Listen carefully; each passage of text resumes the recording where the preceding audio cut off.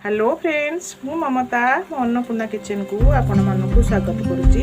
आसंता आज आम कांकड़ चिप्स तैयारी करबा। आसंता आज कांकड़ चिप्स तैयारी करबा। कांकड़ को देखंतु पूरा राउंड राउंड करी पतला पतला काटी देछि। एबे चलंतु एथे मसला आ चाउल गुंड मिसेबा। पतला पतला काटी देछि, धोई के काटी देछि। एबे हम एथिरे लूण टिके पकेबा, हल्दी गुंड पकेबा, काश्मीरी लंका गुंड दबा, करी मसला दबा, ये अदा रसुण पेस्ट दबा, चाउल गुंड दबा। आप चाहिए कॉर्नफ्लोर दे पारे।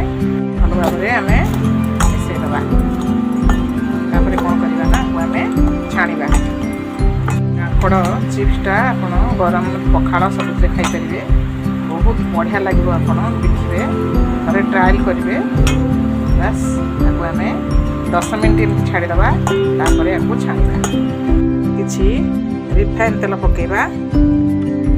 कांकड़ चिप्स पाई तांतलाणी वर्तमान आपको सब छाणीबा।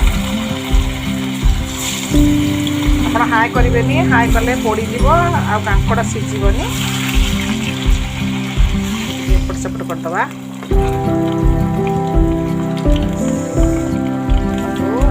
कांकड़ चिप्स केमती करछि आमर कलरा चिप्स हुए सेमती कांकड़ चिप्स करेंगे। जाल टी सीम करदे, बेसी सीम करेंगे, मीडियम रखिए।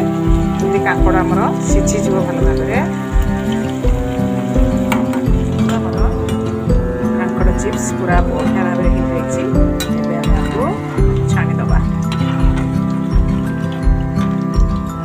केते बढ़िया देखा पखाड़ खाईपारे, गरम खाईपारे। चिप्स पूरा रेडी हो आम टे टेस्ट बढ़ाई कौन करवा ना टिके नाकू चाट मसला पकईदेवा। बहुत बढ़िया टे स्मेल आसो। बस आमर कांकड़ चिप्स पूरा रेडी। देखो केते बढ़िया देखा खाइबा भी बहुत बढ़िया लगे। फ्रेंड्स मो प्रोसेस जदि आपण मानकु भल लगे ताले लाइक शेयर कमेंट करबा। Thank you.